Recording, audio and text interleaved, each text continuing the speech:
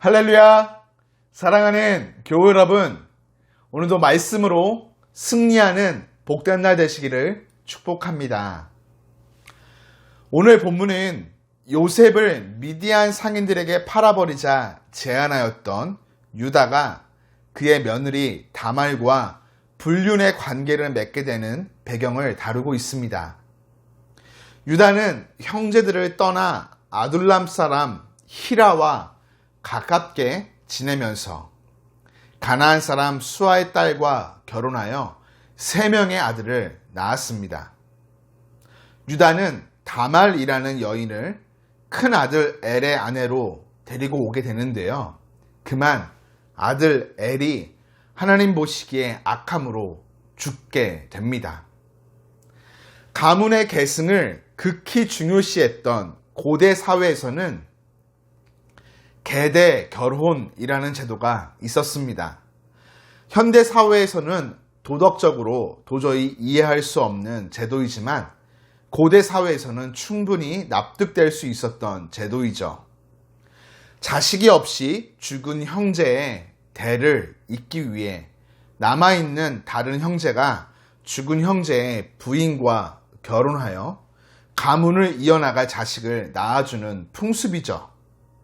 이 제도의 목적은 죽은 형제 가문을 일으켜 세우기 위한 것으로 이를 통해 낳게 되어지는 아이 또한 죽은 형제의 자녀가 되었습니다. 이후 신명기 25장은 이를 이스라엘이 지켜야 될 규례로 제시하는데요. 남은 형제가 진정한 형제 사랑과 희생 정신으로 이 계대 결혼의 의무를 수행해야 했습니다. 오늘 큰 아들 엘이 죽은 이후 둘째 아들 오난이 계대 결혼을 해야 되는 상황이 찾아왔습니다. 그런데 오난 이를 교묘하게 피합니다. 계대 결혼을 통해 낳게 되어지는 아들이 자신의 아들이 되지 않을 것을 알았기에 다말과의 관계 시 땅에 설정을 하게 되는 것이죠. 하나님은 이 일을 악하다고 보시고는 오난을 죽이십니다. 이제 유다의 집안에 남은 아들은 막내 셀라뿐이죠.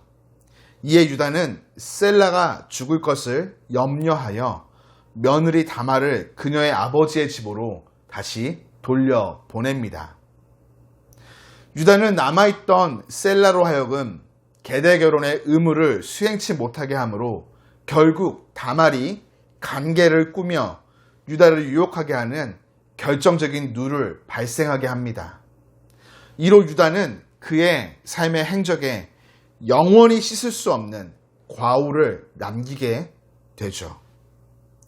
이런 사실에서 우리는 가정을 하나님 말씀으로 다스리고 모범을 보여야 될 자가 그 책임을 다하지 못할 때 가정 가운데 미치는 악한 영향이 얼마나 큰지를 여실히 깨닫게 됩니다.